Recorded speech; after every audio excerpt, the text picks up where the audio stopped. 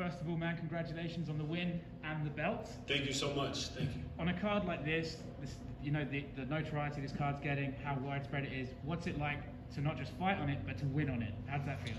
Oh man, what an experience. It was a dream come true first, but I trained very hard for it, and I went out there and did what I had to do.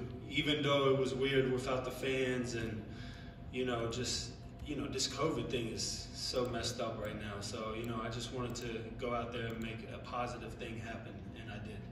You mentioned just off camera that your opponent was 290 pounds. Is that the biggest weight difference you faced before?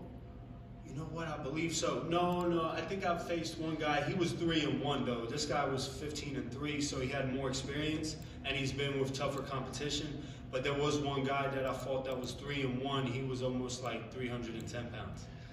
I knocked him out too. When you fight a guy that big, do you go in knowing this is going to be an extended period of work here? I'm not just going in there to knock this guy out like that. I'm going to have to put some work in. And does that prepare you for what you have to do? Oh, I'm lucky I had a great team. You know, I've been training out of Providence with Team 6, the Estradas, and, you know, we had a game plan for everything. Like, and that really helped me out with what I had to do. You know, I kept hitting his shoulder with the jab because I knew he kept his arm down, but he was a big guy. So kept hitting that shoulder, and I have tremendous power. So if I'm hitting your shoulder, it's going to hurt your shoulder after a while. And then I kept hitting the stomach. So, you know, he didn't like that stuff, and it all set up the right hand. In the 6th round, boom, he was out. You mentioned having no fans and how weird of an experience it is. I'm wondering, when you have no fans, can you see and read your opponent way more clear than you can if there's background noise, or is it kind of the same? Can you tell when they're tiring? Can you tell when you hurt them? Is it different? Yeah, it's, you know, it's good and bad in the same way. You know, it's like a good and bad situation. Like, yes, you can see a lot more from your opponent, but at the same time, you don't have, because there's a lot of nerves that come with the sport, you know, a lot of things you got to do leading up to the fight. So the fans really push you to make it very exciting, you know, blood, sweat, and tears. You know, the fans really help with that. And just not having people there yelling, you know, let's go and stuff, you know, it was a little different. I heard a pin drop, I'm serious. Like literally a pin drop. I heard a pin drop.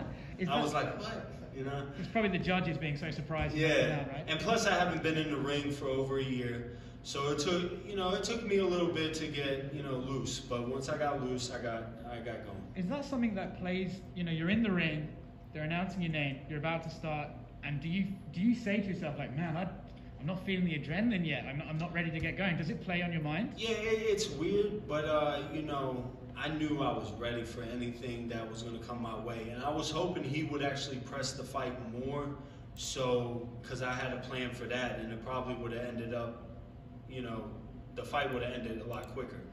But, you know, he held back a little bit, so I had to be smart because, you know, he's 291. You know, people that big, you know, they got heavy hands. So it's the heavyweight division, anything can happen. And I just played it smart. I listened to my coach, but when he started yelling a little bit too loud, you know, I had to go ahead and do what he was telling me to do. Yeah, otherwise you're in trouble back tonight. Yes, sir. And the last question for me, you said about how this was a dream come true boxing on this card.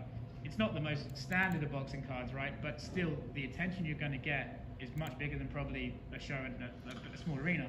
So what do you think this means for your career going forward? Oh, you know, of course it's going to lead up to bigger fights. You know, people are going to know the power I have. But really, you know, this was all about me growing up in the era of Mike Tyson and Roy Jones. And, you know, I loved Mike Tyson. You know, my dad was an Holyfield fan. I was a Mike Tyson fan. So we butted heads all the time. And so did they.